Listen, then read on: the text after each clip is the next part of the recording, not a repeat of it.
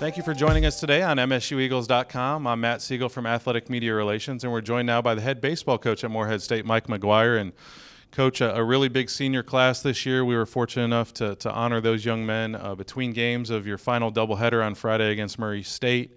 And just wanted to kind of give you an opportunity to give a few tidbits to the viewers out there about how special these young men have been for your program. And we're going to start with the lone senior who doesn't wear a uniform, but he's really crucial to your program, and that's Michael Gaston from Springboro, Ohio. And I know one of your main goals off the field when you came here 3 years ago was to have a better presence in terms of broadcasting and webcasting and on the internet so you could cater to all the families in all these different states, to the recruits and the alums. But Michael Gaston. Yeah, well, Michael's been so invaluable. He wears a lot of hats for our program. I mean, he does laundry. He's an equipment guy. But, he's become the voice of the Eagles, and he's grown into that. Obviously, when he first started 3 years ago, it was very raw at it. But at the same time, I've got kids from 17 different states on our team, and so a lot of them can't make it every weekend, so they get to listen to Michael on the air, and the time and effort and energy he's put into that is so invaluable, and you just don't see that. It's very refreshing that he does it with such a passion, and the players and parents all come to appreciate that about Michael. It's great because he's around all the time, and the guys just love having him around. He's going to be sorely missed. Not just because of what he does for us on the air, but he's been an extension, of our roster. As we roll through these guys numerically, the first one is a pretty good player. He was your leader offensively last year and has done a nice job this year, outfielder Brandon Rawe. Yeah, Brandon's had a great 3-year career. I was fortunate to bring him with me from Lewisburg College when I came here.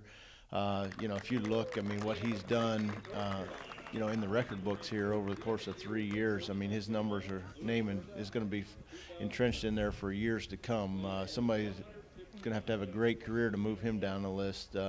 But it's great to see him, develop as a hitter over the years, where he was as a freshman when he played for me to where he is as a senior, and certainly we're going to miss his bat in our lineup, and certainly hope and expect he's going to get the opportunity to play at the professional level once our season ends.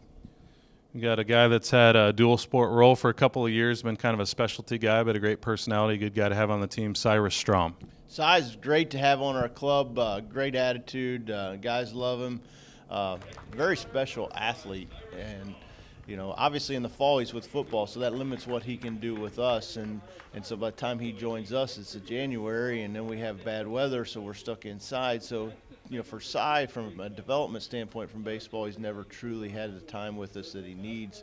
But, he gives us a plus runner off the bench that has been key in winning some ball games both this year and last year, and, we love having him in our program. Talk about a guy who has to stay ready when called upon and delivers when you need him. Clayton Meyer didn't play a lot first half of the season, but was National Hitter of the Week here a couple weeks ago and has really helped you second half of the season. Yeah, Clayton's a true team player.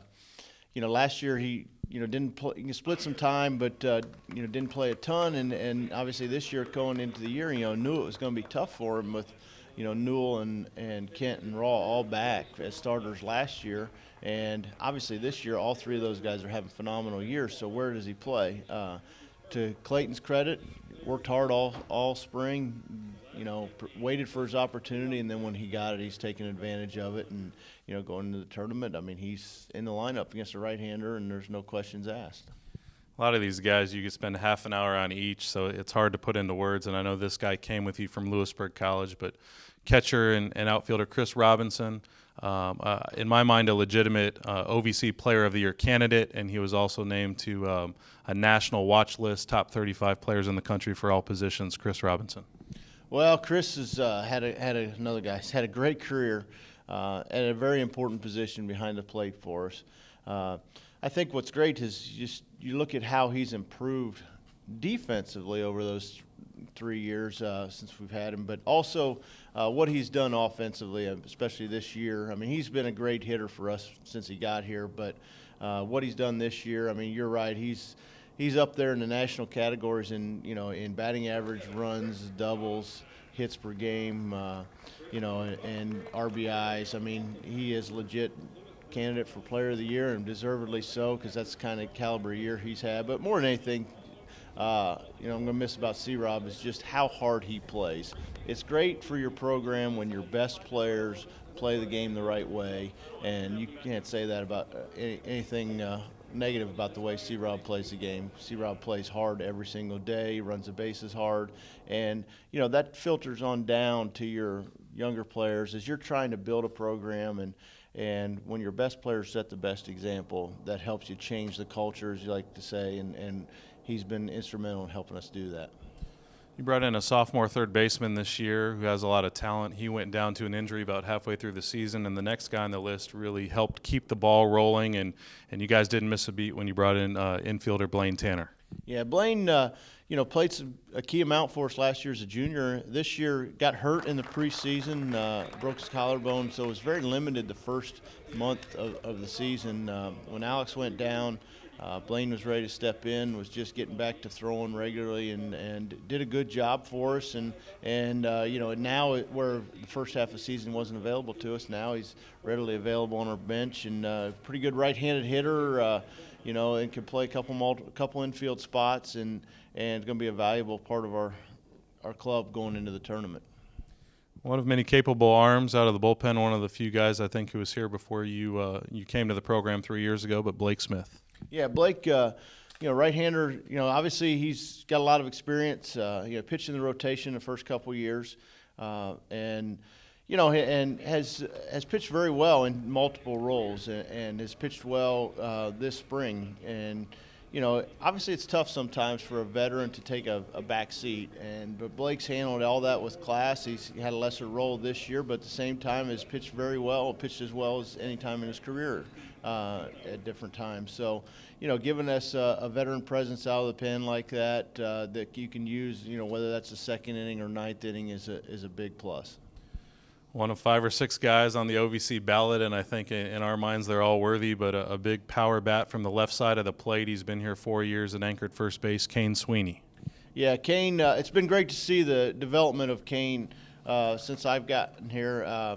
Cain was a kid we inherited, and here's a kid that looked like he's going to be a pretty good hitter, needed to get in shape, needed to change his body and a little bit, and he's done that, and that's credit to him, how hard he's worked to do that, and you see the results on the field. He's another kid that's going to be permanently entrenched in our record books, already school record for walks, and he's going to be up there in hits and RBIs and on-base percentage, and I think he leads the Ohio Valley Conference in on-base percentage right now, leads our team in home runs, and another kid that just sets the example, a lot like Chris Robinson. Sets the example on how you prepare every day, how you work, and you hope that the young guys follow that. And I think that Cain was a big part. He was here when we struggled the first year, but also it's great to see Cain, reap the rewards of our hard work and the success we're having this year, and we're not having it without him. And he's going to be a big bat and big presence to replace next year. Give him a nickname of Mr. Double because he set the school record for doubles and keeps on chugging along. One of your everyday outfielders, Nick Newell. Yeah, Nick, it's great to see Nick finish his senior year, on the high that it's been. We felt coming in out of junior college he was going to be a left-handed bat that was really going to be key for us. He scuffled early last year as a junior, but really picked it up at the second half of the season last year, and then got hurt prior to the OVC tournament. So we went into the tournament without him last year, and that was a big loss for us. Obviously we expect him to have a great year, and obviously he's done that and then some. I mean, to lead the OVC in doubles, he's up there in the nation in doubles. He's a good RBI guy. He's a good runner. He's played a good left field. I mean, it's just very gratifying to see, as a coach, to see a kid finish his career the way he's finishing it.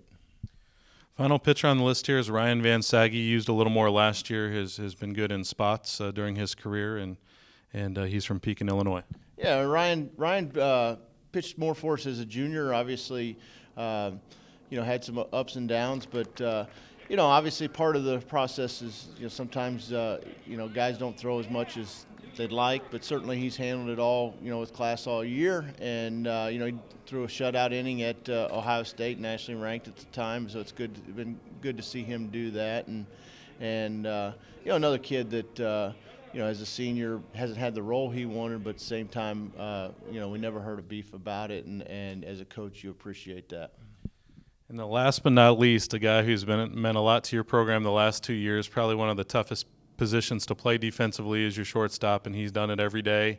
And I know you really like his mindset and his attitude and his body language, Robby Spencer. Yeah, Robbie's going to be tough to replace. He's made 8 errors all year. That's a phenomenal number for the position he plays as a shortstop. Robbie.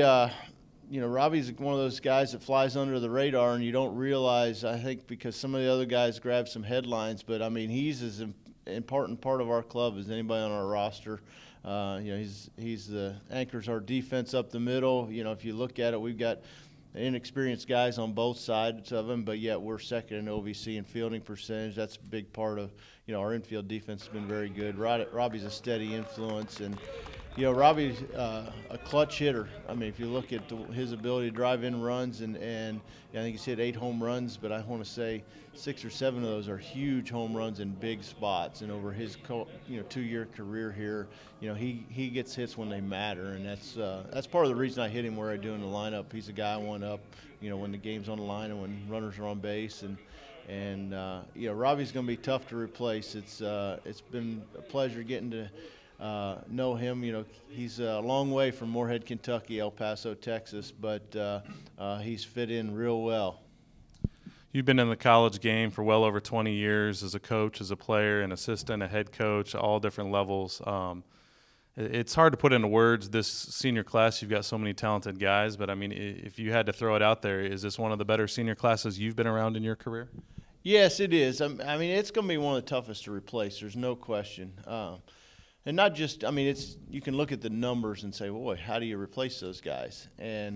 But I think for me personally, it's going to be tough to replace because I know the blood, sweat, and tears we've all gone through to get where we are today. I know where we were 3 years ago and the struggles we went through, and a lot of these guys went through those with us, and then a lot of them came in the next year in the recruiting class, but to see us change and develop as a program and to grow, it's gonna be tough for me to see some of those guys go because they've been instrumental in our success. Mike, we wish you all the best this week at the OVC tournament. All right, thanks, Matt. All right, again, Moorhead State opening on Thursday. They are the 2 seed in this year's event down in Jackson, Tennessee. Check MSUEagles.com, OVCSports.com, social media, video. We'll have it all covered for you. So please check out Moorhead State baseball throughout the week. That's been today's Senior Day conversation with head coach Mike McGuire, and we'll have more on MSUEagles.com.